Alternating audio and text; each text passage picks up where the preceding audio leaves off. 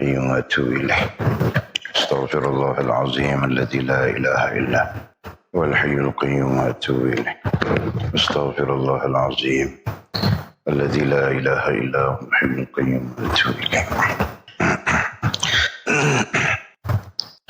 اللهم صل وسلم وبارك على سيدنا محمد وعلى آله وصحبه في كل لمحة ونفس عدد ما وسعه علم الله اللهم صل وسلم وبارك على سيدنا محمد وعلى آله وصحبه في كل لمحة ونفس عدد ما وسعه علم الله اللهم صل وسلم وبارك على سيدنا محمد وعلى آله وصحبه في كل لمحة ونفس عدد ما وسعه علم الله بسم الله ما شاء الله بسم الله ما شاء الله بسم الله ما شاء الله وما لم يشاء لم يكن لا حول ولا قوة إلا بالله العلي العظيم لا حول ولا قوة إلا بالله العلي العظيم لا حول ولا قوة إلا بالله العلي العظيم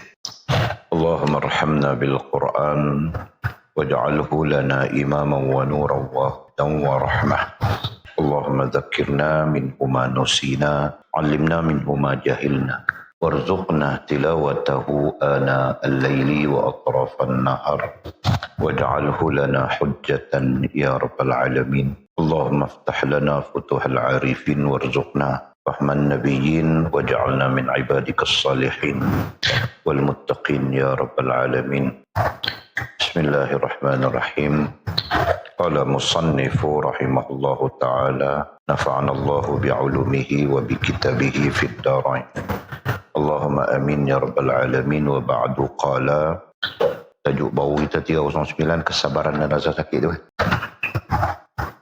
waba'du qala kesabaran dan rasa sakit ni topik ni sama saja dengan topik sabar kita belajar tentang sabar tu kan sama ajalah cuma dia masukkan sikit saja isu rasa sakit tu.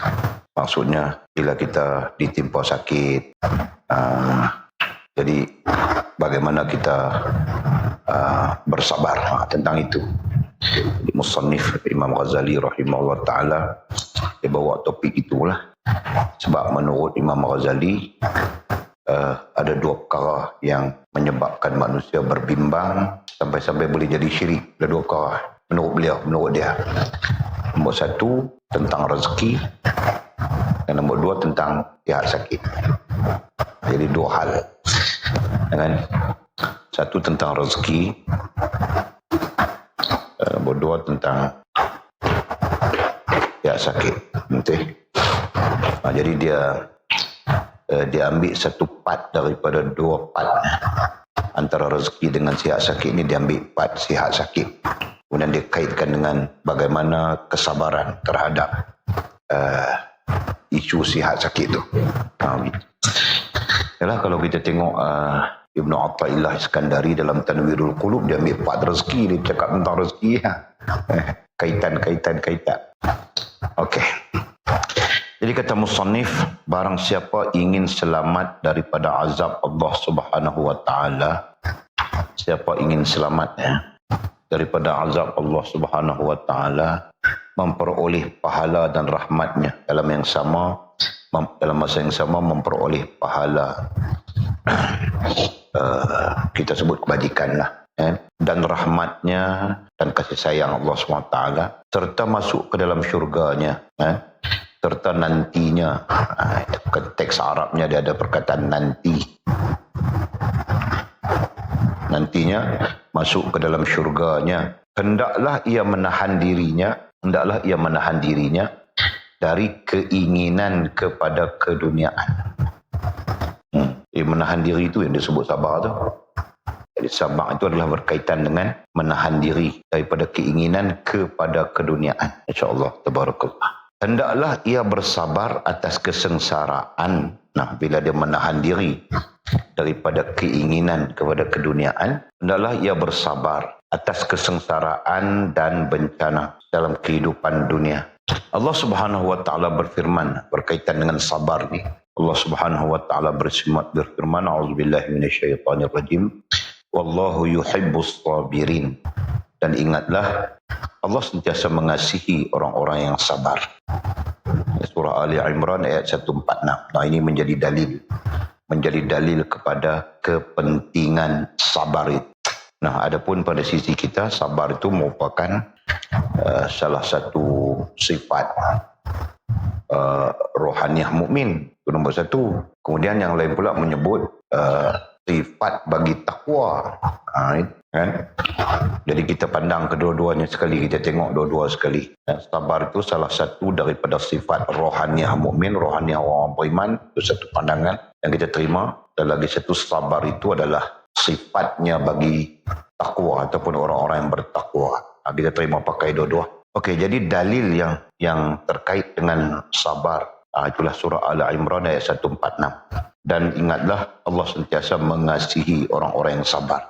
Jadi sebab itulah ada pandangan mengatakan sabar itu adalah pintu menjadi kekasih Allah SWT. Ada perkataan itu, ada perkataan ulama. Kadang-kadang kita fikir taubat itu menjadi pintu, kan? Taubat tak jadi pintu, taubat itu dia penghubung.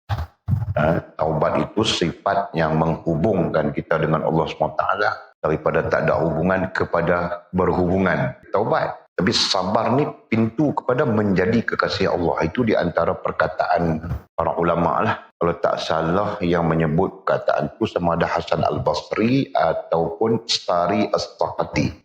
Dua orang waliullah ni yang menyebut tentang itu. Kemudian kata musannif, kesabaran itu ada tiga katanya. Kesabaran itu ada tiga. Maksudnya ada tiga bentuk, tiga macam, tiga jenis. Sabar dalam ketaatan kepada Allah Subhanahu wa taala ni sama aja isu dia yang kita bincang tentang topik sebelumnya ni. Banyak lagi topik-topik di awal itu tentang sabar. Sama ya. Itu yang dekat budak-budak kita boleh langkau tu. Sebab dia merujuk kepada perbincangan yang lepas. Okey, katanya sabar dalam ketaatan kepada Allah SWT. Artinya sabar mengerjakan taat. Itu nombor satu.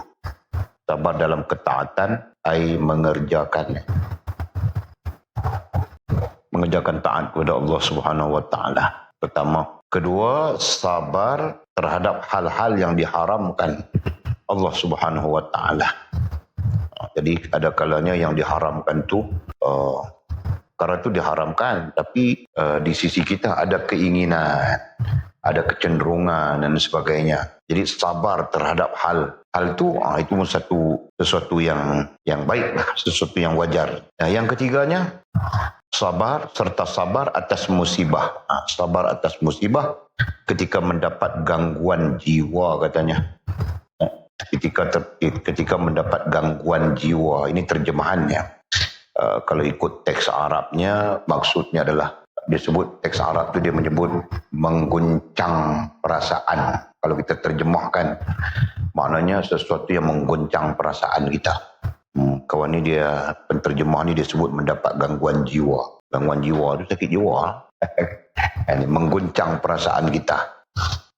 Ada banyak keadaan juga dia guncang perasaan kita. Kadang-kadang pasal anak-anak, kadang-kadang pasal suami dengan isteri, isteri dengan suami. Dia macam lah. Kadang-kadang tak ada kena mengenal suami isteri, tapi orang lain. Dia boleh mengguncang jiwa, mengganggu perasaan kita. Katanya yang terakhir ni lah yang paling utama. Rupanya daripada tiga bentuk tu, terakhir ni paling utama ni. Maksud musannif ni secara khusus nak bincang tentang terakhir ni, sabar atas musibah. Ketika perasaan kita terganggu, tergoncang, kan? Tu musannif nak bincang tu.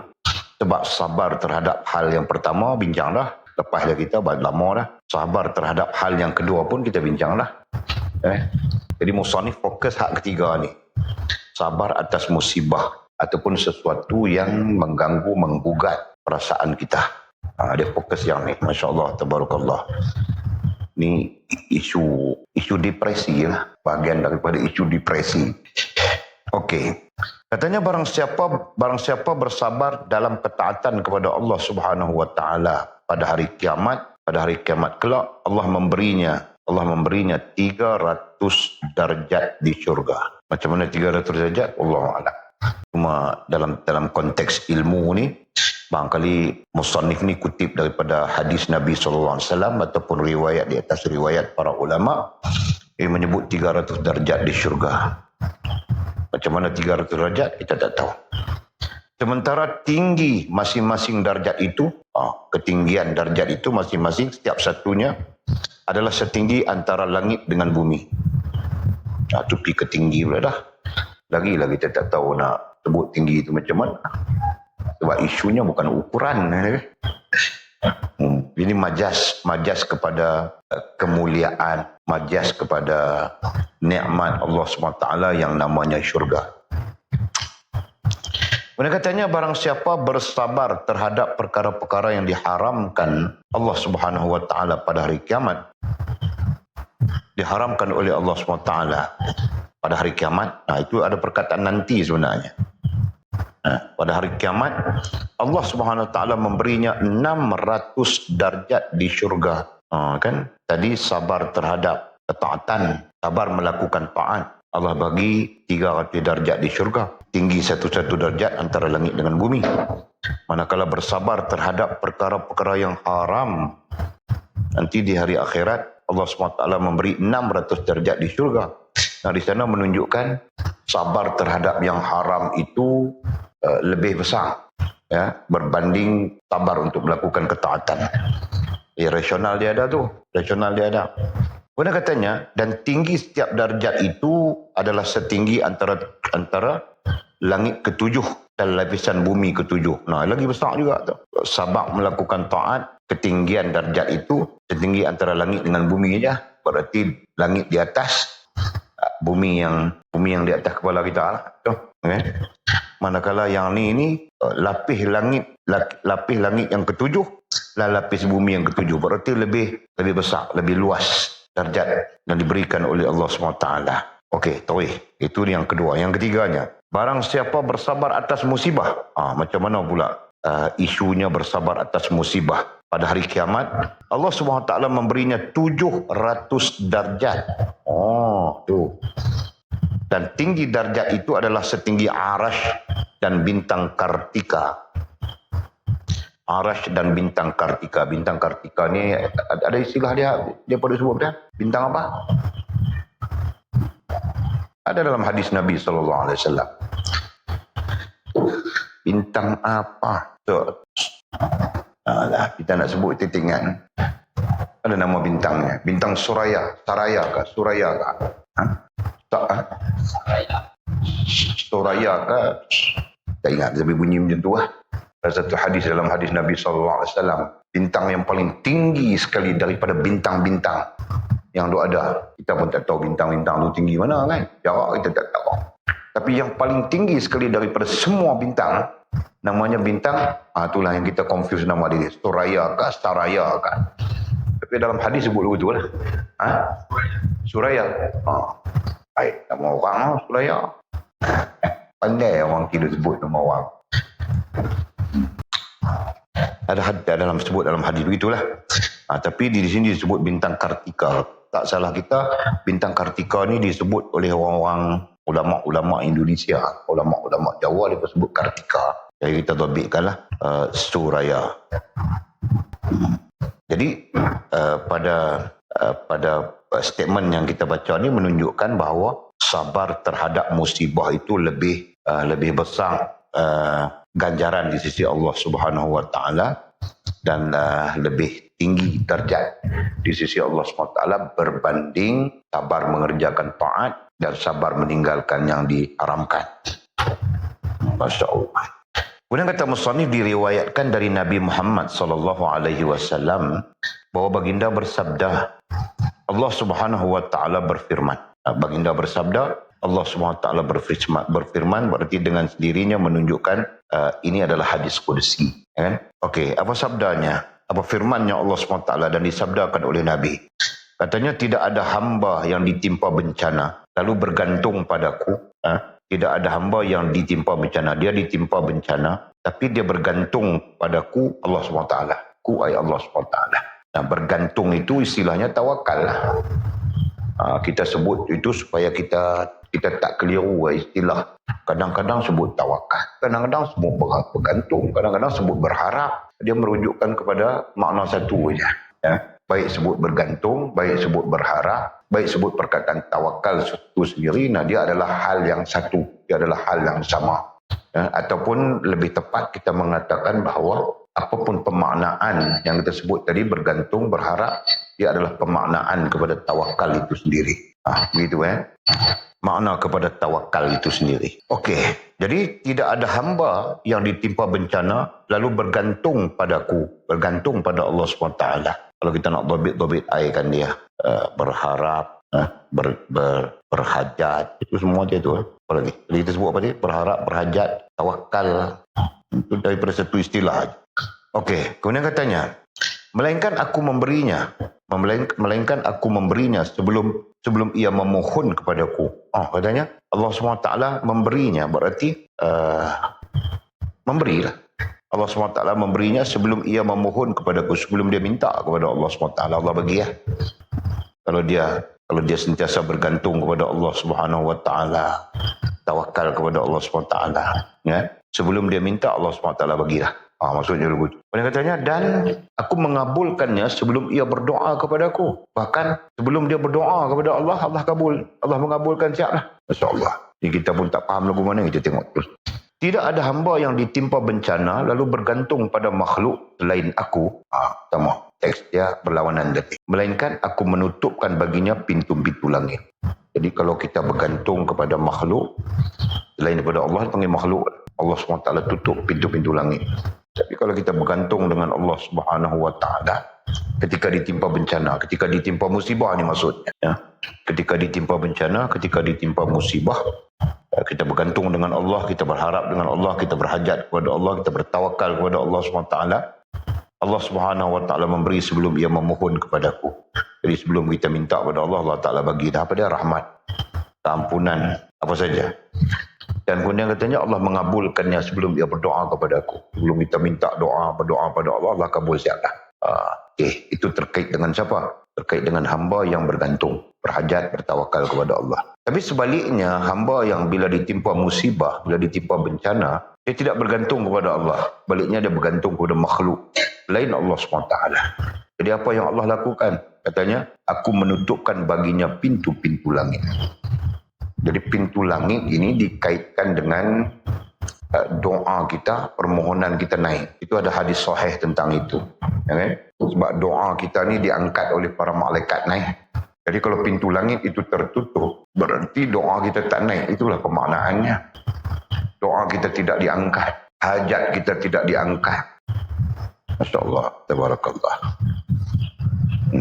Jadi kalau huraian dalam konteks kerohaniannya, nah itulah yang akan memayahkan kita. Kan? Payah ni tabi'i sebenarnya. Kan? Susah, payah ni tabi'i.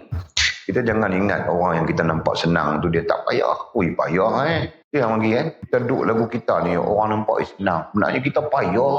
Macam kencing kita kot tu, kencing kita kot ni. Susah. Dan kita pula tengok orang senang, kita jangan ingat dia senang. Dia melalui kepayahan cara dia. Kan? Itu yang kita katakan susahkah, senangkah. Itu adalah tabi'i. Tabi'i dalam life, tabi'i dalam kehidupan. Nanti yang menyebabkan kita tenang, damai, tak ada hal. Kata begitulah bahasa kita, tak ada hal. Tak ada hal, nothing. Itu sebenarnya terkait dengan isu yang kita sebut ni. Terkait dengan Allah campak, Allah bagi ketenangan tu kepada kita. Kan? Saya tengok arwah ayah saya, orang balas kebau dia 40 ekor lebih. Zakat berapa kali dia keluar? Tahun ni 40 ekor dia keluar. Tak silap saya 4 ekor. Kalau 4 ekor berarti berapa tahun berturut-turut. Tapi kita random lah. 40 ekor kebau dia. Orang balas pun dia tak erat. Saya naik angin, dia balik, saya dengar cerita tu, saya balik tanya. Kita orang abang. Dia tak abang kita. Ya, saya dia tak abang. Tak ada yang nak abang kan. Saya balik ada orang cerita saya balik saya tanya. Saya tanya dia abang. Dia kata betul Orang kata dengar kata ke bawah ya orang ambil. Tahu sebenarnya ambil. Tahu tak. Lepas tu kita pun dah tahu tak pasal lagi abang ambil. Ke bawah ya mana satu yang tunjuk ya. Pasal ke bawah dia panggil mai Tu orang tu tua belah kerbau, kita tak pergi. Kita nak talar kerbau, kita takut. Panggil tu kerbau tu main. Dia tengok dengan mata kepala saya nyari. Jadi jom ayah panggil, abang ambil tak apa. Dia kata hang dulu buat panggil tu. Dah. Aku hadiah aku sedekah dia dah. Dia punya cara. Tapi tu dia relax. Kita yang duduk semua. Ya, kerbau kandang. Last kali dia meninggal kerbau dia tinggal 13 ekor. Orang ambil. Masuk kerbau, masuk kawanan apa, dia join group tu dia. Dia kenal tapi dia tak mau. Dia halal. Kata nak pergi buat Ustaz, halal belakang dah. Dia kata halal nak buat je nak. Itu. Tapi tu saya tak pernah tengok dia susah hati hal. Dia nak semok hal kerbau dia orang ambil, dia nak semok hal lembu dia orang ambil, kita tak ada semok. Dia buat tak tahu tu dia. Jadi itulah yang kita sebutkan tadi tu. Barangkali maksud hadis yang kita baca ni, hadis kursi kita kata tadi kan. Maksudnya yang tu. Allah Subhanahu Wa Taala bila kita ditimpa bencana, kita ditimpa musibah, sedangkan kita dalam keadaan bergantungan dengan Allah, bertawakal kepada Allah. Jadi Allah akan bagi kita tu bagi ketenangan, bagi kedamaian. Kita tak ada apa-apa biasa kita anggap betul lah. Berbanding dengan kalau kita tak bergantung, tak bertawakal kepada Allah SWT. Walaupun majaznya dikatakan Allah tutup pintu langit, yang kita terjemahkan tadi, kita tafsirkan tadi, doa kita tak naik, tak diangkat dan sebagainya, tapi kita tetap bersetuju dengan konsep yang kita sebutkan tadi.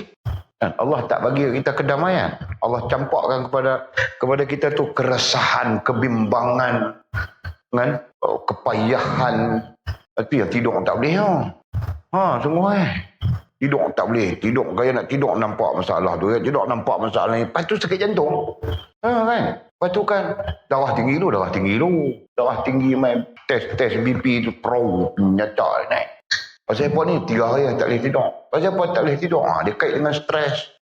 Apa semua tu lah kan. Allah ya Allah. Tu pemaknaan tu tadi. Masya Allah. Mudah-mudahan Allah Ta'ala bagi kita tenang musibah apapun. Kan? Musibah apapun, keadaan bencana apapun kita tenang sudahlah. Nak tenang tu lagu mana? Itulah. Dia terkait rapat dengan tawakal. Dia berkait rapat dengan hal itu. Masya Allah. Okey. Kemudian isu yang kita nak bincang di teks kita ni adalah berkaitan dengan sabar. Nah, abang kata tawakal itulah kemudian yang membawa kepada sabar. Bentuk dia tu. Okey. Kemudian kata musannif, oleh itu wajib bagi orang berakal katanya. Wajib bagi orang berakal. Kalau kita terjemah berakal itu kita tafsir balik artinya orang yang ada akal lah dia. Di sini bukan orang yang berakal bukan bermaksud orang yang ada akal. Orang yang berakal itu artinya orang yang berfikir, orang yang berpemikiran. Itu kalau ikut lafaz Arab dia asal daripada perkataan yaqilun, taqilun tu. Sebab akal semua orang ada. Bukan dekat orang, lembu pun ada akal, kambing pun ada akal. Dia tak makan hak pokok, hak dia makan, dia kemung perut sekali, lepas tu dia tak mahu kambing pun. Kan? Saya tahu lah itu saya ambil ketom kat Kak Jenny ni, saya bagi kambing. Penin kambing mabuk jadi tergedik-gedik dia mabuk kambing. Kan? Saya pun nak heran siapa kambing ni jadi begitu. Rupanya pun teringat, dia makan daun ketom lebih. Bagi repeat kedua dia tak mahu Dia tahu dia makan tu dia mabuk. Dia tak mahu jadi begitu kan. Abang ada kambing pun ada akal. Jadi bila sebut berakal itu merujuk kepada ada akal dari sudut literal pemaknaan salah. Jadi itu berakal itu kalau kita merujuk balik kepada perkataan Arab taqilun yaqilun, jadi maknanya ialah berpemikiran. Jadi oleh itu wajib bagi orang yang berpemikiran. Untuk apa? Bersabar atas bencana, bersabar atas bencana dan tidak mengeluh. Itu gambaran itu. Sehingga ia akan selamat daripada azab dunia.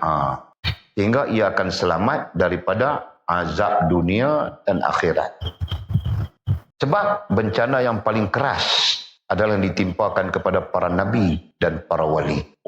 Rupanya bencana dunia ni paling berat sekali berlaku kat para nabi, rendah sikit para wali Allah Subhanahu Wa Taala. Jadi nabi itu kita pun sampai belajar tentang nabi-nabi ulul azmi. Nabi-nabi ulul azmi artinya nabi-nabi yang menghadapi dugaan, tekanan dan sebagainya yang sekiranya dugaan dan tekanan itu berlaku kepada umat tak mampu nak menanggungnya. Itu disebutkan sebagai ulul azmi. Ada 6 ulul azmi. Masya Allah, tabarakallah. Jadi balik kepada konsep yang sedang kita bincang, bencana paling keras artinya berat lah. Keras, berat, begitu. Adalah yang ditimpakan kepada para nabi dan para wali. Masya Allah, tabarakallah. Nah, ini berarti bencana musibah yang kena kat kita ni, tak tahu mana pun. Itulah maksud dia kan. Tak tahu mana pun. Tapi dalam keadaan tak tahu mana tu, kita boleh jadi macam-macam. Boleh jadi macam-macam. Ada yang sampai jadi syirik, ada yang sampai jadi nifak. Dan paling rendah ada yang jadi fasik dengan musibah dan bencana ini. Jadi kita tak boleh lah dalam hal ilmu ni, musannif langsung tak langsung ni nak bagi tahu kita jangan jadi gitu lah. Kita kena kekal mukmin walaupun ketika kita menghadapi bencana, musibah dan sebagainya. Jadi macam mana nak kekal mukmin itu? Kita balik kepada poin yang kita dah sebut tadi lah. Tawakal itu satu hal, sabar itu satu hal. Sabar menghadapi itu satu hal kan. Jadi kita balik kepada pemaknaan. Rupa-rupanya itu merupakan bahagian daripada 9 sifat orang mukmin. Sabar, tawakal. Semua ni bahagian daripada 9 sifat orang mukmin, sifat rohaniah mukmin. Jadi kalau nak mengekalkan kemukminannya kita, maka kita kena mengekalkan 9 sifat rohaniah mukmin itu. Itu dari sudut relate, dari sudut kena mengena. Masya Allah, tabarakallah. Jadi kata musannifnya wajib. Hal ini kalau nak kira wajib nisbah apa? Wajib nisbah akal, artinya rasional. Wajib nisbah syarak pun dia, wajib nisbah akal pun dia. Kemudian kata musannif dirujukkan kita kepada Maulana Syekh Junaid Al-Baghdadi rahimahullah ta'ala. Ini antara pemuka-pemuka awal tasawuf sunni. Ya kan? Tasawuf sunni. Namanya Syekh Junaid Al-Baghdadi rahimahullah ta'ala. Berkata, apa katanya? Bencana adalah pelita para arif. Dia pun ni cakap orang kerohanian. Sastra, tak sastra begitulah kan. Tapi bukan sastranya, tapi nilai kerohaniannya. Bencana adalah pelita para arif. Artinya apa tu? Bencana, musibah yang berlaku itu menjadi pelita. Penyuluh, penerang. Kan? Pelita, penyuluh, penerang para arif. Arif di situ artinya orang-orang yang berilmu, berpengalaman, kan? Ilmu campur pengalaman. Itu kita ajak dasarnya lagu itu. Itu disebut sebagai arif. Orang alim dia ilmu, dia ada pengetahuan. Tapi orang arif dia ada pengetahuan dan pengalaman. Jadi bencana itu menjadi pelita, bencana itu menjadi penyuluh. Sebab itulah kadang-kadang kita sebut apa ya? Ujian itu sebagai guru. Ujian itu sebagai guru, ada yang menyebut begitu. Ujian bencana musibah itu sebagai guru yang mengajar kita untuk melalui hidup ke depan. Yang menyebut begitu macam-macam lah. Kita tak kisahlah, tapi itulah realiti dia. Disebut oleh Syekh Junaid, bencana musibah itu adalah pelita para arif. Dia tak sebut ulama, dia sebut arif di situ. Arif di situ maksudnya ilmu satu hal, pengalaman satu hal. Sebab itu kita sebutkan tadi, kita pun guna istilah itu juga. Pengalaman adalah guru yang terbaik. Kan? Ada tema hari guru, tak mau lah. Ingat saya tahun 80, 90-an kot. Tema hari guru mereka naik slogan tu lah. Pengalaman adalah guru yang terbaik. Okey, kemudian katanya apa? Selain daripada bencana itu pelita para arif, pelita kepada para arif, pengingat para murid katanya. Pengingat ini kalau kita nak sebut dalam bahasanya tazkirah, peringatan itu, ya kan? Peringatan kepada para murid. Murid di sini bukan murid di sini kita tidak murid kita mengertikan dia dengan student lah, kan? Tapi murid di sini bukan pemaknanya student. Murid di situ pemaknaannya adalah salik, pencari, ya? Salikin. Ini berkaitan dengan kalau kita bercakap tentang hal jasmaniah itu pencari apa lagi? Lupa orang. Pencari, perayu, perindu, pecinta, dia terkait dengan hal itu. Okey, lagi kebaikan bagi kaum mukmin. Yang ketiganya, bencana musibah itu ada kebaikan bagi kaum mukmin, bagi orang-orang yang beriman. Ada kebaikannya.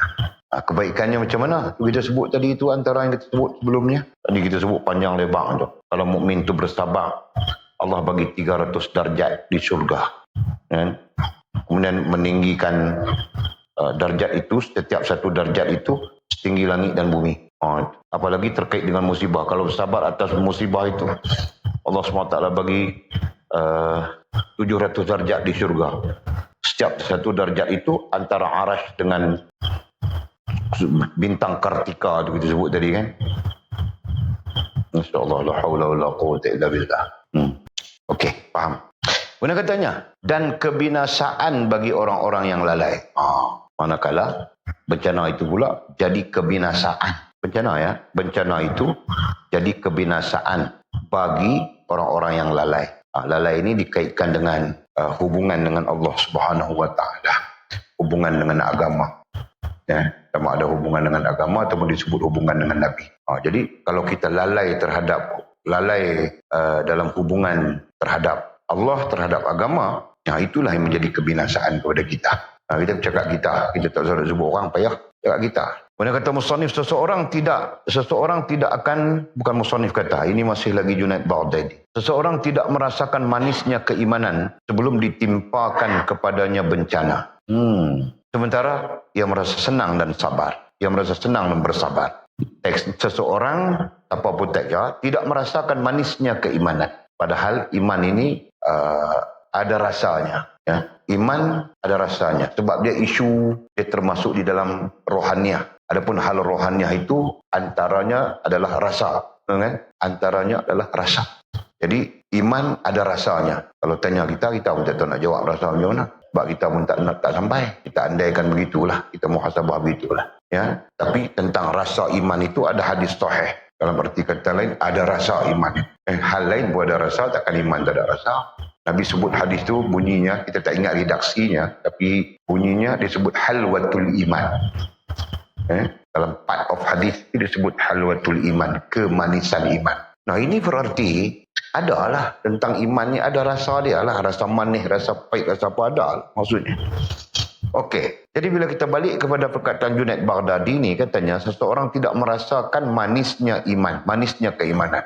Dia tak dapat kemanisan iman sebelum ditimpakan kepadanya bencana. Sebelum ditimpakan kepadanya bencana. Istilahnya bencana di sini kita selalu sebut dalam konteks yang umum, kerana Al-Quran ni dia main sifat dia umum. Allah sebut dalam Al-Quran, apa bunyinya? A'udzubillahi minasyaitanirrajim. Hasiban nasu an yutraku an yaqulu amanna wa hum la yuftanun. Itu ayat dia. Kan? Hasiban nas, apakah manusia menyangka an yutraku an yaqulu amanna, mereka akan dibiarkan, ditinggalkan, dibiarkan mengaku beriman. Jadi mengaku beriman then free. Oh, welcome Abang Saifullah kita. Nikah dah Saifullah. Nikah dah. Oh dah kita. Ini student lama saya. Student senior. Okey, balik kita kepada ayat tadi ya. Ahasiban nasu an yutruku an yaqulu amanna, apakah manusia? Ahasiban nas, annas, apakah manusia menyangka, menduga, mengandaikan, tak salah. An yutruku, mereka ditinggalkan, dibiarkan, an yaqulu amanna, dengan berkata kami beriman. Wa hum la yuftanun, padahal mereka tidak diuji. Jadi ayat Allah SWT tu dalam kaedah balaghahnya dia panggil reverse psychology. Dia tanya, dalam tu ada jawapan. Jadi hampa ingat, cukup dengan hampa mengaku beriman tu ya. Kami tak uji hamba. Seolahnya begitu. Wa hum la yuftanun, mereka tidak diuji. Jadi itulah kita kaitkan tadi tu. Jadi Allah SWT dia akan uji orang yang beriman ni. Allah SWT akan uji. Cuma bentuk uji, kita sebut dah, bentuk uji itu ada 3. Sama ada dia bencana, sama ada dia malapetaka, atau dia musibah. Ya kan? Berbeza makna tu. Bencana lain, musibah lain, malapetaka lain. Adalah takwil dia, adalah penjelasan dia. Maksudnya kita jelas dah itu kan. Apa dia bencana, apa dia musibah, apa dia malapetaka. Okey. Jadi dari sisi kita sebagai orang yang mengaku beriman ini, kita kena faham bahawa ujian itu dalam bentuk bencana, dalam bentuk musibah, dalam bentuk malapetaka. Jadi sementara ia merasa senang, siapa yang rasa senang dengan bencana, baik musibah, baik malapetaka, baik atau umumnya kita sebut ujian, dan bersabar, maka berdasarkan kepada perkataan Syekh Junaid Baghdadi tadi, kita akan mendapat kebaikan lah sebagai orang mukmin. Bencana itu jadi kebaikan lah kepada kita sebagai orang mukmin, dan jadi pengingat kepada kita sebagai murid ataupun sebagai salik, sebagai orang yang berjalan kepada Allah SWT, yang berhajat sempurna hubungan dengan Allah, yang berhajat kepada Allah terima diri kita, dan menjadi pelita lah. Disebutkan tadi, menjadi pelita, penyuluh kepada orang-orang yang untuk mencapai kearifan dalam hubungan dengan Allah Subhanahu Wa Taala.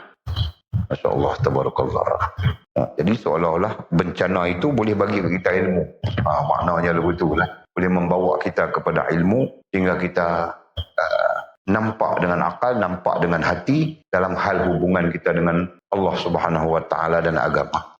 Ini nasihatnya Junaid Baghdadi rahimahullah taala. Salah seorang tersohor juga ini dalam kerohanian Islam ni. Masya Allah, tabarakallah. Kemudian katanya Rasulullah SAW bersabda, barang siapa yang menderita sakit satu malam. Ini hadis Nabi ya. Barang siapa yang menderita sakit satu malam, lalu ia bersabar dan redha kepada Allah Subhanahu Wa Taala, nescaya ia keluar dari dosa-dosanya. Allah, Masya Allah, Maha Rahman Allah, Maha Rahim Allah ni. Nescaya ia yang sakit satu malam itu tadi, keluar dari dosa-dosanya, keluar air terbebas ya daripada dosa-dosanya, seperti saat dilahirkan ibunya. Allah, jadi perkataan lainnya, macam bayi yang baru lahir lah. Macam baby yang baru lahir, bersih daripada sebarang dosa.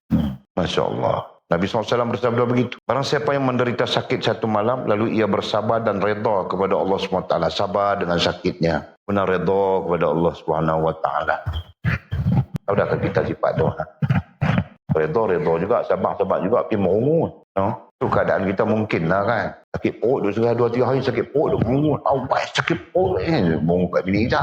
Bini kita pun kot dia nak pegang perut kita. Ya Allah, sembuhkanlah perut suamiku. Tak ada juga. Dia duk tanya nak makan apa. Aduh, kan? Manyamin. Kalau kita sakit perut ni, pemain potong perut kita lega orang manyamin kan? Paling ingat tau, bila abang sakit perut, main potong perut. Betul. Betul lah. Kalau kita apa orang panggil, kita tanggap hadis Nabi SAW. Lagu mana bila kita sakit, dia sebut satu malam, tak kira lah 1 malam, 2 malam, 10 malam pun kan.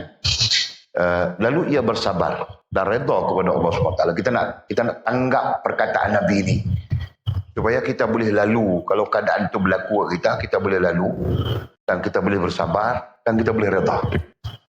Jadi lagu mana, kalau kita balik pada poin tentang sabar, ada perbincangan sebelum-sebelumnya dalam teks kita. Tentang redha pun ada perbincangan dalam teks kita. Kita dah jumpa dah. Cuma kita nak tanggap tadilah. Redha dalam hal ni macam mana? Salah satunya jangan nak mengut banyak lah. Itulah maksud dia. Sakit, ya sakit. Sudah, jangan nak mengut. Tapi kita masalah mengut tu lah. Redha bukanlah makna kita tak redha. Tak redha mengut. Kalau tak mungut keluar kat mulut pun, dia mungut juga kat dalam fikiran tu kan. Jadah boleh tu. Perkataan kita tu kan. Lepas ni kita buka jaga lagi kita buka jaga jangan nak mungut. Mak tanya, awak jadi kena? Alhamdulillah demam mak. Ayat dia kena begitu.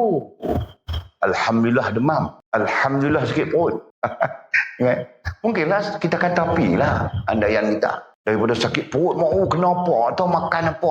Dia mula nak cari, nak salah makan, nak kot ni, kot tu. Padahal bukan lepas cahaya pun. Kan? Kita makan ubi kayu, kemung perut. Orang lain makan ubi kayu, tak jadi apa pun.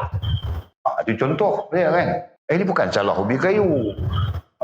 Salah kita. Apa salah kita? Mungkinlah kita penyakit banyak. Mungkin kita dosa banyak.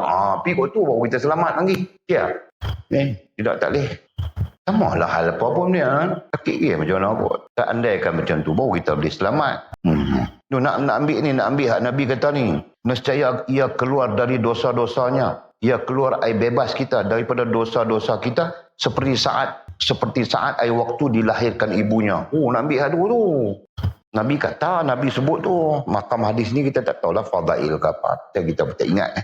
Tapi tak kisahlah pasal ada hadisnya. Masya Allah. Kita jaga sabar tu bagi betul, jaga redha tu bagi betul. Itu ya. Itu yang kata kita kena Kita kena tanggap tu lagu mana sabar ni, sabar yang macam mana, redha yang macam mana. Jadi kita buat kesimpulan lah, redha yang kita tak ada menguap pak, tak ada bunyi pak, alhamdulillah situ lah. Bukan mulut kita, mulut ni nak alhamdulillah senang, tapi jauh lebih daripada itu adalah rohaniah kita, adalah rasa dan perasaan kita. Tu lah. Allah, Masya Allah. Okey, mudah-mudahan kita dapat pelajaran. Lagi katanya apa? Apabila kamu sakit, janganlah mengharap kesembuhan. Sampai-sampai Nabi sebut ni, apabila kamu sakit, janganlah mengharap kesembuhan. Para ulama dalam tafsir hadis ni mengatakan seolah-olahnya lagu tu. Jadi Nabi nak kata seolah-olah kalau sakit tu hampa tak sedar kesembuhan. Seolah-olahnya. Pasal apa? Pasal dalam tu kalau hampa sabang, kalau hampa redha, hampa akan bersih daripada dosa macam bayi baru lahir. Jadi sebab itu para ulama dia dalam tafsirnya disebut seolah-olah. Takkan Nabi ajak kita dalam masa Nabi yang sama, Nabi ajak kita kalau sakit ikhtiar untuk berubat. Benar? Dalam hadis ni abang kata kalau sakit tak usah minta kesembuhan. Jadi bercanggah dah. Hadis tu bercanggah kan? Bercanggah dengan hadis suruh ikhtiar berubat. Bercanggah dengan hadis suruh ikhtiar berubat. Padahal hadis ni sebut kalau sakit jangan mengharap kesembuhan. Jadi percanggahan tu lah. Maka para ulama letakkan seolah-olah ya, dalam menyelamatkan periwayatan hadis. Masya Allah, tabarakallah. Ini kita sakit perut bila lah nak lega. Lega. Kepala pun macam tu. Sakit gigi lagi kita nak lega cepat. Itu yang dah fikir samai cabut bang.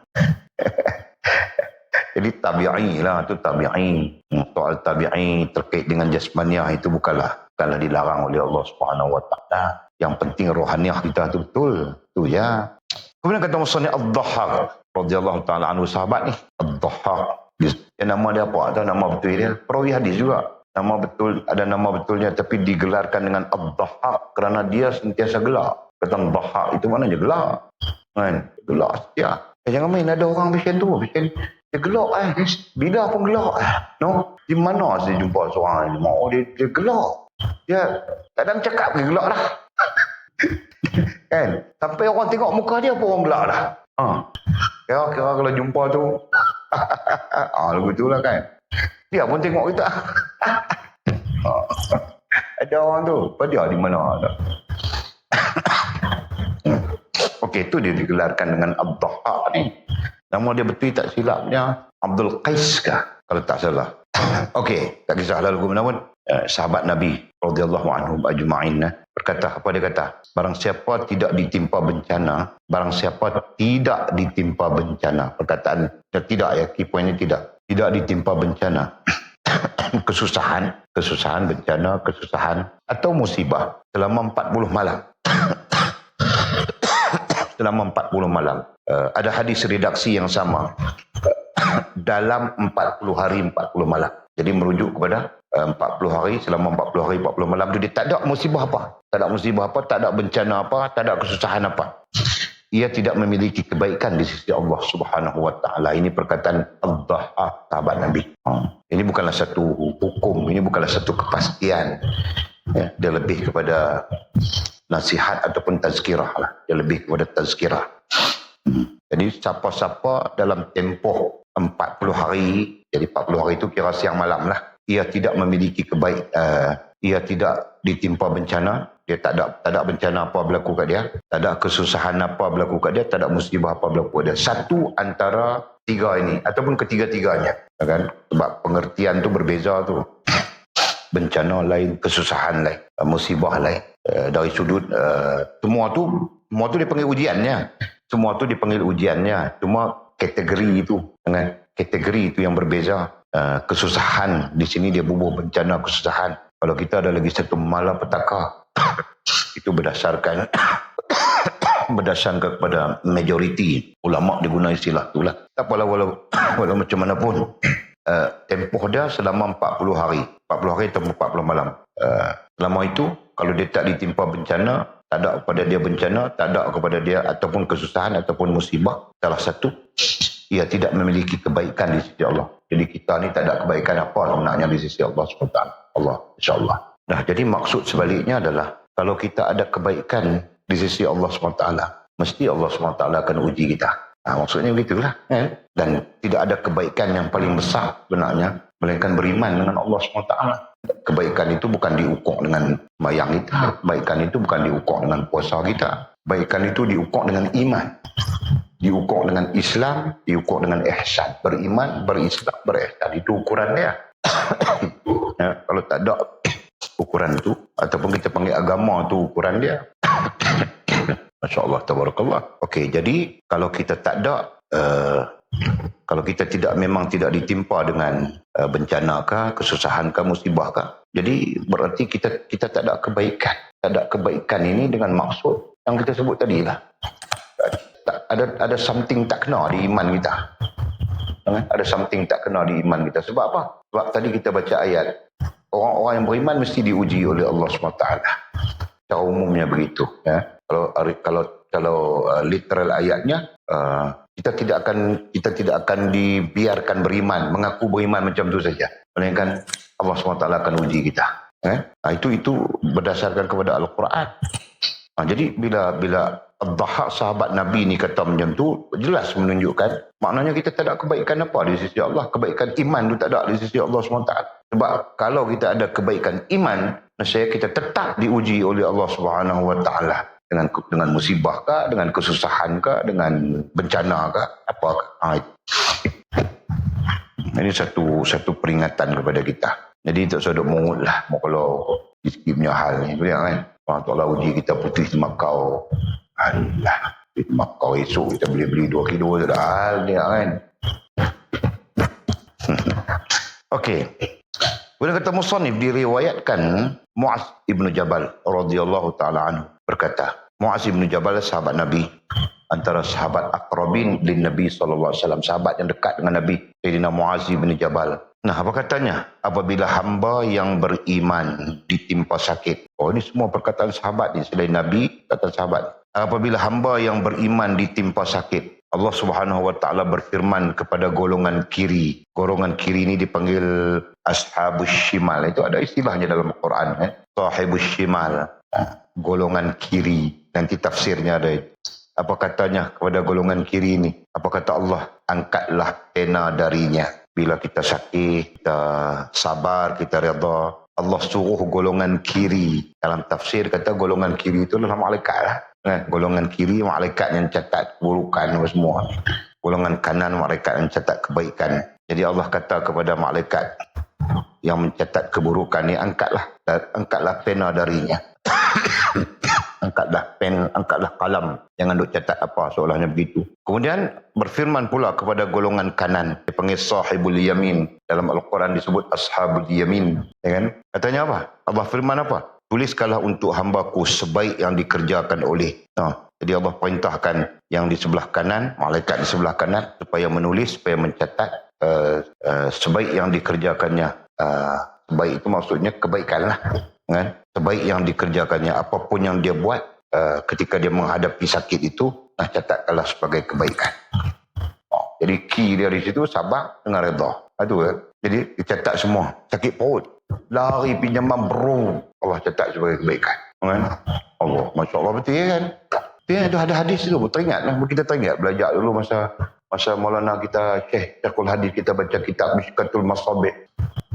Dia cakap hadis tentang orang yang demam. Bila dia demam itu dia sakit badan. Setiap inci sakit badan dia itu dicatatkan sebagai kebajikan. Jadi kalau kita kiaskan sakit perut, 2-3 hari dia sakit perut. Kan? Lari belayang. Allah Ta'ala kira kebajikan. Kalau kita sabar, kalau kita redha, tapi kalau kita dah mungut, melipuk tu. Namanya mungut dah. Okey, jadi ada pun tafsiran berkenaan dengan apa itu sahibul shimal, sahibul yamin. Shimal artinya kiri, yamin artinya kanan. Itu merujuk kepada malaikat pencatat amalan kita. Malaikat pencatat amalan kita. Jadi Allah SWT menurut Sayyidina Mu'az bin Jabal ini, Sayyidina Mu'az ni sahabat, dia tak cakap kalau dia tak pernah dengar Nabi kata. Itulah andaian para ulama kita, para muhaddis terhadap para sahabat. Ya, para sahabat ni dia akan bercakap apa yang dia pernah dengar daripada Nabi. Sama ada dalam bentuk periwayatan hadis ataupun dalam bentuk asar. Itu dalam ulumul hadis lah. Jadi mungkin Sayyidina Mu'az ni dia pernah dengar Nabi cakap, ataupun asar lah, dia memberikan gambaran apa yang dia tahu daripada ilmu, daripada pengetahuannya. Maka dia mengatakan bahawa apabila hamba yang beriman ditimpa sakit, Allah SWT berfirman kepada golongan kiri, malaikat sebelah kiri. Jadi kita fahamlah, kita mengaji bab beriman dengan malaikat tu kan. Malaikat sebelah kiri ni dia catat keburukannya, apa yang menjadi dosa dia tulis dulu lah. Jadi angkatlah pena, angkat pen, seolah-olah jangan mencatatkan apapun ketika kita sakit tu. Masya Allah. Kemudian Allah berfirman pula kepada malaikat golongan kanan, berarti yang mencatat kebaikan tu, tuliskanlah, berarti catatlah untuk hambaku yang sedang sakit tadi tu, sebaik-baik yang dikerjakan olehnya, sebaik yang dikerjakan olehnya, apapun yang dia buat. Jadi ketika kita sakit perut, sakit gigi, sakit kepala, apapun yang kita buat, Allah catat jadi kebajikan rupanya. Kan? Masya Allah. Tapi syarat dia apa? Sabar dan redha. Itu yang payah. Redha tadi, sabar tu boleh gagak lagi. Nak cerita ke orang meluat, dia fikir tu kan. Jadi dia pun tak cerita, duduk senang, melopong, kita kata melopong. Tapi dia munguk. Munguk tu tak mahu lah. Munguk tu tak mahu. Munguk tu lah memusnahkan kan, tawakal kita kepada Allah SWT. Alhamdulillah kita belajar daripada sini. Malam ni kita mula. Kita step. Jangan duk cakap banyak orang sakit. Abang tu sakit tu biasalah, tabi'i dia kan. Dia sebenarnya isu perasaan kita tu. Bagaimana perasaan kita ketika kita menghadapi keadaan tu. Itu isu dia. Redha kah, tak redha kah. Tapi ingat tu lah. Okey, di dalam sebuah hadis, baru kita rujukkan dengan hadis lagi. Di dalam sebuah hadis disebutkan bahawa Nabi Muhammad SAW bersabda, apabila seorang hamba menderita sakit, Allah Subhanahu Wa Taala mengutus 2 malaikat kepadanya. Bila kita sakit, Allah utuskan 2 malaikat. Allah Subhanahu Wa Taala berfirman kepada mereka, dan Allah berfirman kepada malaikat, dua malaikat itu tadi. Apa dia? Perhatikanlah apa yang diucapkan hambaku. Wahai malaikat, hang tengok dia nak kata apa. Itu yang kita dah abang mongut tadi tu. Dia main dah ni kan. Yang menjadi masalah kat kita tu suka mongut tu. Allah kata kat malaikat ni, perhatikanlah apa yang diucapkan hambaku ketika sakit tu tadi.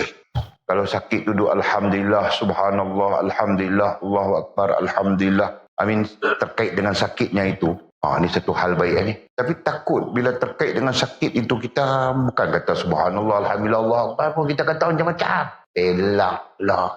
Macam tak tahulah kita cakap kita. Tahu ni jenis pongoh ni kan. Macam. Jadi Allah kata kat malaikat, 2 malaikat ni, perhatikanlah apa yang diucapkan hambaku. Artinya malaikat itu secara khusus dia tengok, dia dengar apa kita nak cakap. Kita sakit ni. Allah bagi kita sakit. Kita nak cakap gimana? Tu. Jika ia mengucapkan alhamdulillah, yakni segala puji bagi Allah, itu pemaknaan. Kalau dia ucapkan alhamdulillah dengan sakit yang dia sedang hadapi, angkatlah perkara itu. Angkatlah perkara itu kepada Allah. Dan dia itu Maha Tahu. Betul. Jika ia orang sakit itu tadi mengucapkan alhamdulillah, artinya dia memuji Allah SWT. Jadi katanya, angkatlah perkara itu kepada Allah dan dia itu Maha Tahu. Maknanya Allah kata kepada malaikat itu, serahlah perkara itu kepada aku tahulah nak buat macam mana. Begitu. Kalau orang sakit tadi ucap alhamdulillah. Kemudian katakan kepada hambaku, Allah kata dekat malaikat ni, Allah pesan kepada malaikat ni supaya kata kepada hambaku sakit tadi. Jika aku mewafatkannya, aku di situ Allah SWT ya. Aku itu bukan Nabi Muhammad SAW. Aku itu ialah Allah SWT. Jika aku mewafatkannya, aku akan memasuknya ke dalam syurga. Akan tetapi, jika aku menyembuhkannya, kata Allah SWT, aku akan menggantinya dengan daging. Aku akan menggantinya dengan daging yang lebih baik daripada daging dan darahnya. Apa maksudnya tu? Maksudnya bersih daripada dosa. Aku di situ Allah SWT sama saja. Aku akan menggantikannya dengan daging yang lebih baik daripada daging dan darahnya. Kalau kita sabar, redha, Allah SWT akan dia ada ini keadaan Allah boleh wafatkan kita. Wafat artinya mematikan kita dengan sakit tu, dan kemudian Allah memasukkan kita dalam syurga. Syarat kita sabar dan redha. Okey? Nah, yang keduanya, kalau Allah SWT tak mematikan kita, tapi Allah menyembuhkan kita daripada sakit itu, maka katanya Allah akan mengganti dengan daging yang lebih baik daripada daging dan darah kita yang sedia ada sebelum ni. Nah, artinya apa itu? Artinya Allah membersihkan kita daripada segala dosa. Itu majas hadis ya. Jadi duk pelik Allah nak tukar daging, nak tukar bagaimana? Kadang-kadang hadis ni dia main dengan kinayah. Itulah balaghah, mustahaknya ilmu balaghah tu memahami kinayah, kan? Memahami kiasan. Dia orang lah dia tak mengaji balaghah dah. Bila tak mengaji balaghah ni dia jadi keras pakai kayu, dia tak faham. Dia payah faham. Okey. Selain itu katanya, selain itu aku akan menghapuskan dosa-dosa kejahatannya Allah. Selain daripada Allah membersihkan kita daripada dosa-dosa kita, macam-macam dosa lah kita pun kan. Aku katanya, Allah SWT, aku Allah SWT akan menghapuskan dosa-dosa kejahatannya. Dosa-dosa kita yang macam-macam lagi lah, sabit dengan jahatnya kita kepada Allah, jahatnya kita kepada agama. Para muhadis menafsirkan dosa-dosa kejahatan itu adalah dosa-dosa yang mencacatkan agama. Itu tafsirannya. Kalau kita buka tafsiran dalam Mishkatul Masabih, buka tafsiran dalam Hilyatul Awliya, makna menghapuskan dosa-dosa kejahatan adalah dosa-dosa yang kita lakukan sampai mencacatkan agama. Tapi bukan murtad, bukan syirik, bukan. Tapi mencacatkan agama. Masya Allah, tabarakallah, tabarakallah. Itulah rahmat Allah Subhanahu Wa Taala kepada orang yang sakit ni. Jadi kuncinya sabar dengan redha. Itu ya, sabar dengan redha. Ya, yang kita kena perbaiki, yang kita kena betul, yang kita kena ada ilmu, sabar dengan redha tu ya. Kunci dia ataupun hak lebih awal kita sebut tadi tawakal, berharap pada Allah. Jadi kita tak lari sebenarnya, tak lari daripada rumpun 9 sifat rohaniah mukmin itu, tak lari langsung. Kita tak lari daripada rumpun 9 sifat mewakili taqwa. Lari. Masya Allah, tabarakallah. Sakit ini macam-macam sakit lah. Wah, main umur-umur tua. Lagi-lagi lah. Sakit lutut lah, sakit kepala lah, sakit tu lah, sakit ni. Ini lagi kita pun betul sabar tu bangki. No? Kita pun betul sabar, kita pun betul redha kita. Nak betul itu nak buat macam mana? Kita kena mengaji pasal sabar, pasal redha. Macam kita duduk mengaji malam ni, Alhamdulillah. Tapi kalau ada kesempatan tengok balik sebelum ni kita mengaji pasal sabar ni 2-3 perkara agak. Cuma malam ni fokus dia sabar berkaitan dengan sakit ni ya. Okey, kemudian kata musannif, dikisahkan berarti ada cerita. Ada seorang fasik di kalangan Bani Israel. Ada orang bertanya ni, kalau Wahabi dia baca teks ni, dia kata tengok kitab ni, dia kata dikisahkan ada orang fasik daripada kalangan Bani Israel. Siapa yang cerita benar ni? Ni bid'ah punya kerja ni, riwayat yang tidak sahih. Dia pun akan petikai kot tu. Kadang-kadang dia pun buat Israeliat lah. Apa lazim lah dia pun suka mengaitkan dengan Israel. Apa cerita pula Bani Israel pula. Lagi dia akan katakan Israeliat. Jadi pada sisi kita, benda macam ni ulama pun takkan cakap kalau cerita tu tak melalui periwayatan. Dalam arti kata yang lain, ulama meriwayatkan cerita ini turun hingga sampai ke kita. Kan, pasal ulama lebih-lebih lagi dia jaga cerita tu.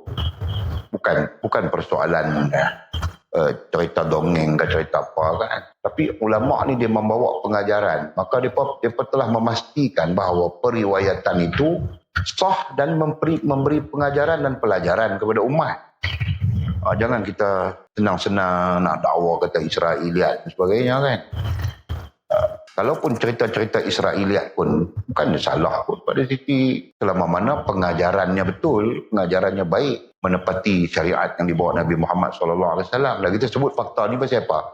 Pasal doktrin cerita-cerita Israeliat ini, doktrin sesat cerita Israeliat ini sedang berkembang pesat di kalangan orang-orang yang pro Wahabi. Mereka berkembang besar. Sebab itu mereka menuduh tafsir. Banyak tafsir mereka tuduh kata mengelirukan bid'ah dan sebagainya. Pertama tafsir-tafsir Jawi. Lagi-lagi lah. Mereka tuduh bid'ah sesat dan sebagainya. Tafsir Merapu lah, tafsir Mujassimah lah. Macam-macam mereka kata. Jadi kita takut lah. Kalau kita tak sebut fakta ni, takut nanti kita pun tak pernah dengar, tak pernah tahu, kita pun tersangkut. Kan? Okey, jadi tengok ni contoh kisah lah. Ada seorang fasik di kalangan Bani Israel. Tiba-tiba main kisah Bani Israel. Ada tentu dah Israeliat ni. Dia ada periwayatannya. Mustahil para ulama meriwayatkan dalam kitab-kitab mereka tanpa mereka menerima periwayatannya. Sebab itu adalah disiplin. Kalau tidak, mereka tidak digelar ulama. Disiplin dia macam tu. Okey, jadi kisahnya apa? Ada seorang fasik di kalangan Bani Israel. Orang ni fasik, bukan syirik, bukan munafik, dia fasik. Berarti dia beriman tapi ada keburukan-keburukan yang terkait dengan kita sebut tadi kejahatan dalam agama tadi ada. Ia tidak henti-henti melakukan kefasikan. Dia kerja buat fasik ya. Jadi kalau fasik ni terjemah mudahnya jahat lah. Kejahatan lah, buat jahat lah. Yang tadi kita sebut pada hadis Rasulullah SAW tadi. Sehingga penduduk negerinya ketakutan. Dia punya buahnya sampai penduduk tempat dia tu takut. Jemput mizi je takut deh semua. Contoh. Tidak ada penang yang hidup walaupun telah mati. Takut pertama, takut nak darah mereka berkacau di mizi. Contoh. Takut kedua, takutlah bila kacau di mizi, jatuh cinta ke mizi, lari tinggal rumah. Contoh. Kan? Jadi penduduk ni takut, bimbang. Dia punya buah dia. Okey, mereka tidak dapat mencegah kefasikannya itu. Orang kampung pun, penduduk pun tak boleh nak cegah kefasikannya. Nak mencegah tak boleh. Pasal apa nak mencegah tak boleh? Tak tahulah boleh jadi dia pongeh kan, dia lagu mana kan, kita pun tak tahulah kan. Tapi orang masyarakat tak boleh nak mencegah. Okey, mereka memohon dengan sungguh-sungguh. Mereka memohon dengan sungguh-sungguh dan merendah diri kepada Allah SWT. Memohon air berdoa. Dia pun minta lah, berdoalah kepada Allah SWT. Sungguh-sungguh merendah diri kepada Allah SWT. Lantas Allah SWT mewahyukan kepada Nabi Musa AS. Jadi atas permohonan mereka, doa mereka itu, yang sungguh-sungguh itu, Allah SWT mewahyukan kepada Nabi Allah Musa AS. Apa wahyunya? Jadi dalam bentuk terjemahannya katanya di kalangan Bani Israel terdapat seorang pemuda fasik. Allah bagi tahu kepada Nabi Musa AS. Keluarkanlah ia. Allah perintahkan kepada Nabi Musa, keluarkanlah ia pemuda fasik itu dari negeri mereka. Dari negeri yang dia duduk tu. Mereka kacau sampai satu negeri. Itu kita katakan. Negeri mereka sehingga api tidak membakar mereka disebabkan kefasikannya. Maknanya keluar pemuda ni, rasanya cerita ni dalam Quran ada ni. Dalam Quran. Selepas daripada kisah Ashabul Kahfi. Apa bunyi? Tak ingat ayat dah. Keluarkanlah ia dari negeri mereka sehingga api tidak membakar mereka. Ini yang kita sebutkan tadi, kiasan, pajas ya. Sehingga api tidak membakar mereka disebabkan kefasikannya. Takut disebabkan kefasikan dia, orang lain menanggung dosa. Orang lain menanggung dosa lah, bahasa mudahnya.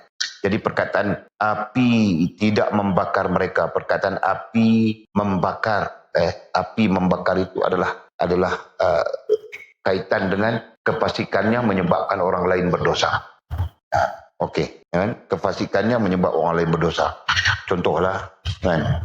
Kita ni jenis buah. Kita punya buah punya pasal, hidup kacau-kacau, akhirnya orang dalam kampung tu pun mereka bergaduh sama-sama mereka.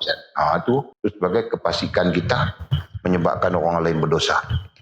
Terus ada cerita ni dia panjang. Lalu Nabi Musa AS datang dan mengeluarkannya. Nabi Musa pun cari-cari kampung mana ni, Tok Nayan tak ada.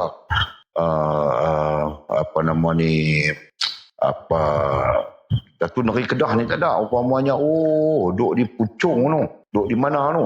Cari jumpa dan mengeluarkan orang itu daripada kampungnya. Ini mukjizat Nabi Allah Musa AS.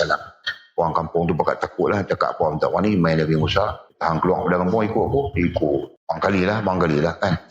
Anak muda itu pergi menuju ke sebuah kampung. Jadi budak ni bila dia dibuang daripada kampung ni, dia pun pergi satu kampung lain. Allah SWT memerintahkan Nabi Musa AS agar mengeluarkannya dari kampung itu. Lepas itu dia pergi kampung lain pun, Allah perintah pula Nabi Musa supaya keluar daripada kampung tu. Okey, terus. Nabi Musa AS pun mengeluarkannya dari kampung itu. Akhirnya anak muda itu pergi menuju ke padang Sahara. Lepas satu kampung buat kacau habis semua kampung. Akhirnya dia pun pergi ke padang Sahara, padang pasir lah. Budak-budak ni pun fikir duduk kampung ni orang tak kenal, duduk kampung ni orang tak kenal.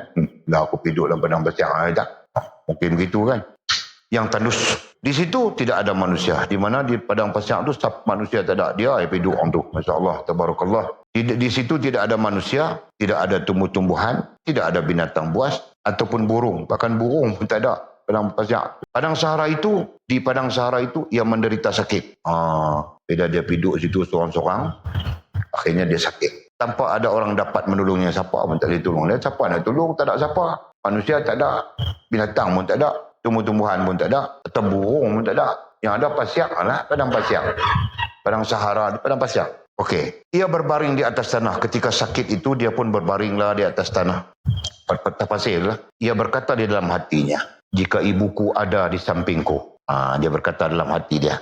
Ini isu kerohanian ni. Jika ibuku ada di sampingku, nescaya ia menyayangiku dan menangisi keadaan. Dia kata begitu, di hati dia duk kata begitu. Kalau mak aku ada dekat aku ni, mesti mak aku sayang dekat aku. Dan mesti mak aku menangis tengok keadaan aku ni. Jika bapa aku masih ada, nescaya ia menolongku dan menyelesaikan urusanku. Kalau ada aku ni ada ayah, ayah aku akan tolong selesai. Tolonglah aku dalam keadaan sakit macam ni dan menyelesaikan masalah aku ni. Jika isteriku masih hidup, katanya, nescaya ia menangis keterasinganku. Mesti dia sedih tengok aku ni, duduk lagu ni. Jika anak-anak aku hadir di sisiku, nescaya mereka menangis di sisi jenazahku dan berdoa, ya Allah, ampunilah bapa kami yang terasing terbuang. Terasing itu terbuang. Lemah, kan? Terasing sudahlah. Itu kesedaran dia. Itu satu kesedaran dia. Terasing, berarti terbuang. Lemah, ya, tidak upaya, berbuat maksiat, pendosa. Itulah makna itu. Pinjam perkataan Bakil tu. Berbuat maksiat, pendosa. Dan mengerjakan kefasikan. Buat kerja tak baik semua. Buat kerja jahat, ya. Itu satu kesedaran dia. Kemudian dalam doa tu lagi dia menyebut, ia diusir dari negerinya ke satu kampung, lalu dari kampung itu ia diusir ke padang Sahara yang tandus. Dia sebut dalam hati dia sebut begitu. Ia diusir dari negerinya ke satu kampung, lalu kampung itu ia diusir ke padang Sahara yang tandus. Di padang Sahara yang tandus itu ia keluar daripada dunia, ya. Di padang Sahara yang tandus itu ia keluar daripada dunia menuju akhirat dengan berputus asa dari segala sesuatu. Ya Allah, katanya, Engkau telah memisahkan aku dari bapa, anak-anak dan isteriku, tapi janganlah Engkau memisahkanku daripada rahmat-Mu. Jadi dia berdoa begitu. Engkau telah membakar kalbuku, katanya. Engkau telah membakar kalbuku, ai hatiku, dengan perpisahanku daripada mereka. Tetapi janganlah Engkau membakarku dengan api neraka-Mu kerana kemaksiatanku. Demikian doanya. Ya. Kemudian Allah SWT mengutus kepadanya bidadari yang menyerupai ibu dan isterinya. Masya Allah, tabarakallah. Allah mengutuskan kepadanya, kepada lelaki yang sakit, terbaring, seorang diri, siapa pun tak ada di padang pasir. Allah mengutus kepadanya bidadari. Allah hantar bidadari yang menyerupai ibu dan isterinya.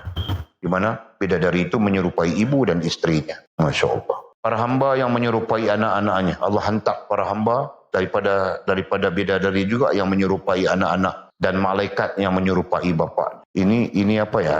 Jangan kita anggap kata pelik ni. Bani Israel lebih pada ni. Kita kena faham lagu tu. Umat Muhammad benda ni pelik. Tak berlaku kat umat Muhammad macam ni. Tapi Bani Israel berlaku. Bahkan lagi hebat daripada tu. Makan makanan syurga. Atau Allah rakamkan dalam Al-Quran. Makan makanan yang turun daripada syurga. Manna wassalwa, nama makanan. Kan? Kalau hak turun daripada syurga boleh berlaku. Ni perkara kecil je. Sebab itu kita katakan tadi, jangan menganggap ini satu pelik. Pelik mana boleh jadi gini, mengarut ni. Itu yang dipodok kata Israeliat mengarut ni, cerita-cerita Bani Israel ni sebagai sesuatu yang mengarut. Satu kekarutan dia berkata. Kan? Jadi kita jangan macam itulah. Okey, mereka duduk di sisinya. Setelah Allah hantar macam tu, mereka yang jadi ibu, jadi isteri, jadi anak-anak, jadi bapa itu duduk di sisinya. Sisi dia yang sedang sakit. Dan menangisinya. Dan menangis seperti mana yang dia duk berasa tadi. Lalu ia berkata, ia yang si sakit tadi berkata, inilah bapa, ibu, isteri dan anak-anakku. Mereka telah hadir di sampingku. Dia pun cakap lagu. Hatinya amat gembira. Dia pun rasa seronok. ia telah memperoleh rahmat Allah Subhanahu wa taala sebagai seorang yang suci dan diampuni. Nah, disebabkan hal itu, sebabkan dia sabar duduk dalam keadaan sakit, begitu dia sabar, dia redha. Dan ayat doanya tadi itu sedar dirilah, termasuk di dalamnya sedar diri itu yang dia sebut begitu tu, termasuk minta keampunan Allah, jangan putus rahmat Allah dan sebagainya. Jadi ia telah memperoleh rahmat Allah SWT sebagai seorang yang suci, suci daripada dosa dan diampuni. Nah, Masya Allah. Jadi poinnya di situ belum kita habiskan ayat ini. Lalu Allah Subhanahu Wa Taala mewahyukan keadaan ini kepada Nabi Musa. Bila dah dia begitu, Allah mewahyukan kepada keadaan ini, ataupun apa yang terjadi kepada orang ini kepada Nabi Allah Musa alaihissalam. Nabi Musa AS melihat pemuda yang telah dikeluarkan dari negeri dan kampung dengan perintah Allah SWT itu. Nabi Musa pun pergi cari pemuda itu. Jumpa pemuda itu. Yang dia memang tahu sebab dia yang keluar daripada satu kampung ke satu kampung. Dan kemudiannya akhirnya pergi buang di gurun Sahara.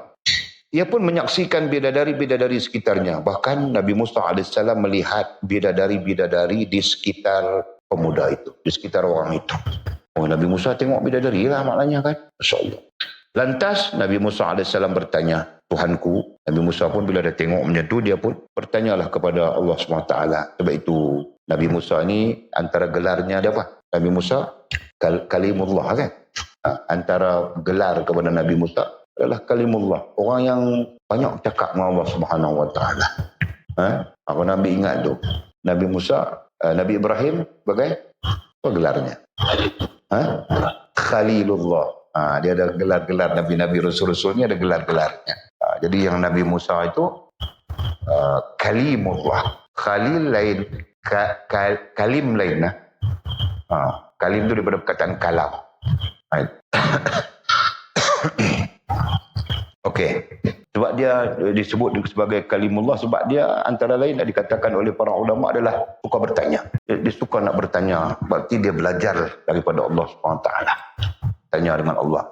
Okey. Jadi para ulama berbeza pendapat lah. Ada mengatakan dia bertanya dalam bentuk doa yang menjawabnya malaikat. Malaikat itu ambil daripada Allah SWT lah jawapannya. Itu tentang bagaimana Allah menjawab.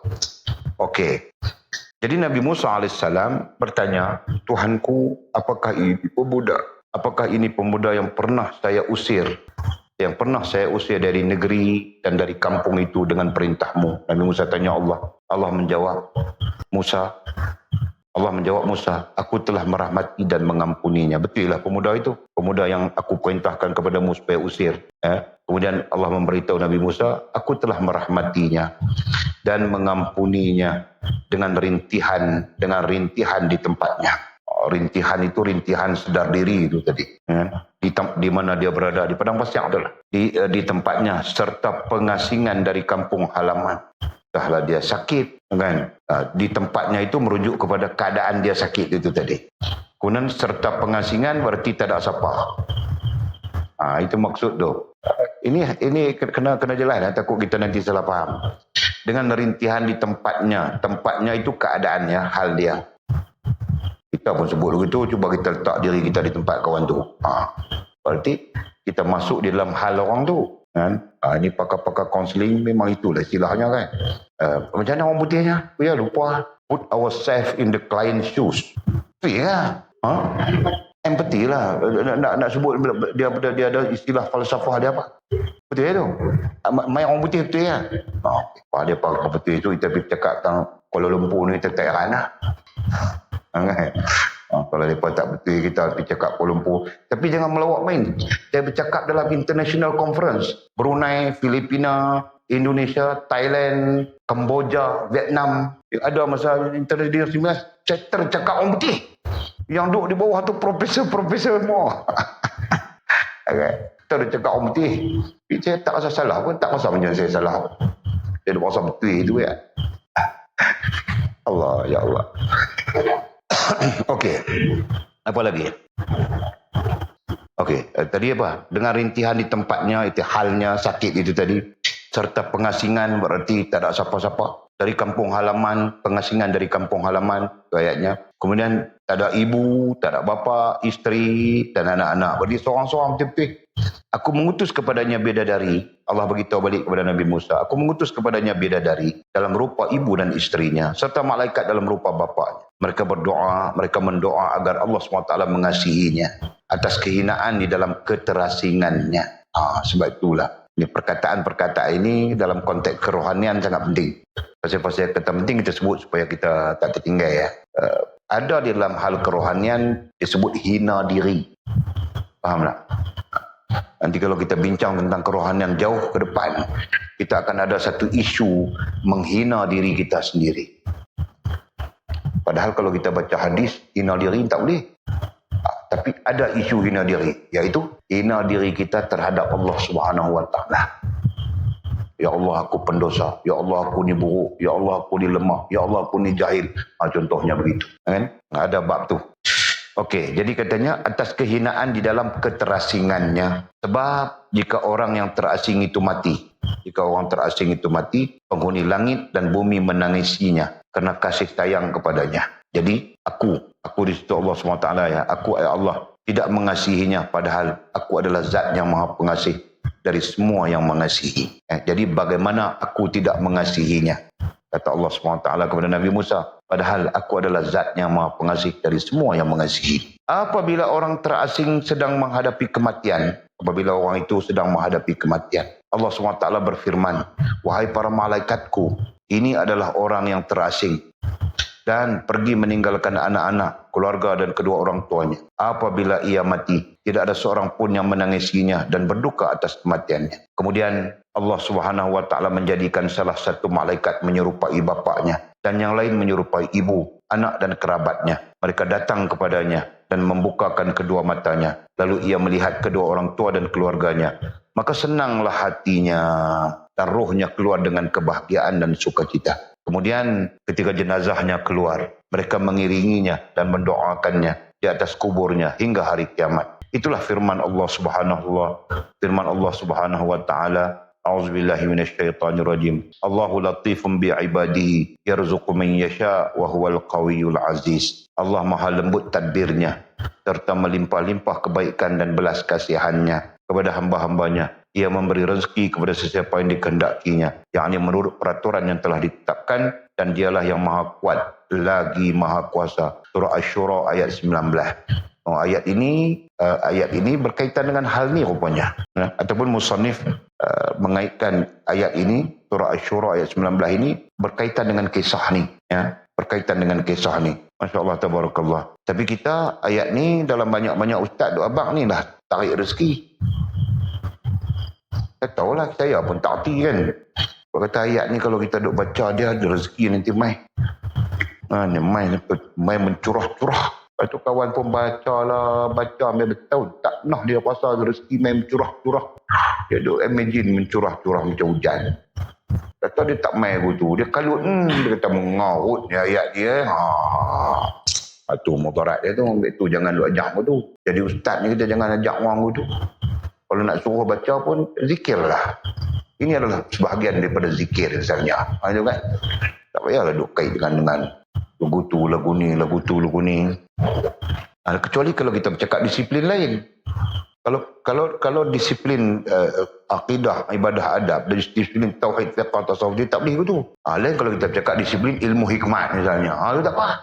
Dia tak ada masalah apa. Kan? Ayat ni kalau kita duk amal dia, kita boleh meletupkan dia pak. Tak ada hal tak. Sebab ilmu hikmat memang dia macam tu. Faham tak?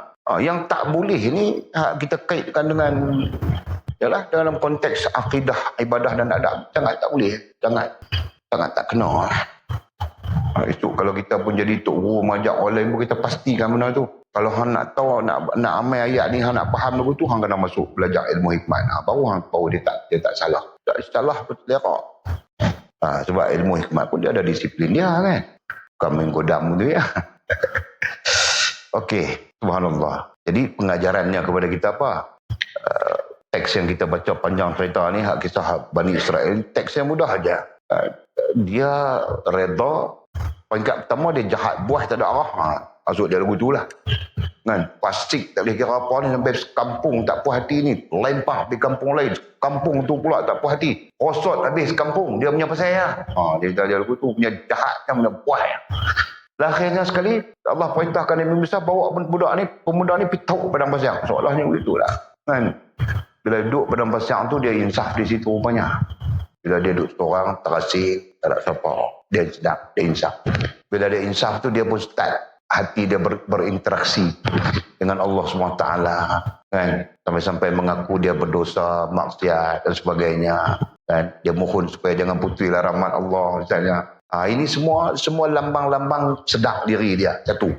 Dan yang kedua, dalam pada itu dia dah tentulah dia redha, dah tentulah dia sabar menghadapi, dah tentu dia redha. Jadi kunci yang kita bincang malam ini, sabar dan redha itu ada kepada fulan ini. Dan kerana itulah di penghujungnya, walaupun dia maksiat begitu banyak dosa, pendosa dan sebagainya, tapi di penghujungnya Allah SWT memberi rahmat kepadanya. Nah, adapun bidadari Allah hantar apa semua tu, kita terimalah cerita tu, kita mana nak tahu.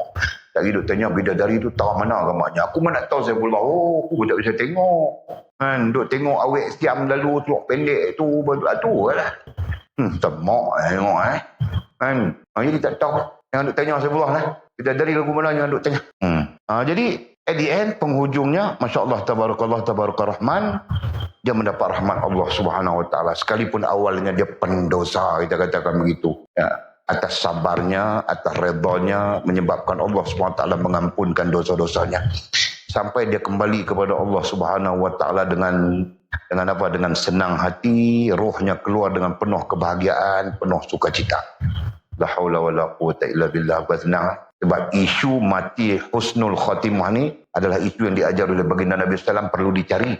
Kan, kita kena cari husnul khatimah. Sebab itu bila kita mengaji falsafah Islam saja, tak menulis malam ni kan. Imam Kip menulis pasal nak bagi paha sihat, sakit paha bagi sihat Imam Kip menulis. Dia panggil falsafah. Kita sebut dulu tu. Akronim Islam tu, falsafah akronim Islam. Alif, sin, nak kena sin macam tu. Lam, alif, mim, kan? Jadi ini ada akronim dia. Akronim ni dia ada dia punya makna dia. Terakhir sekali dia panggil maut. Boleh Melayu dah.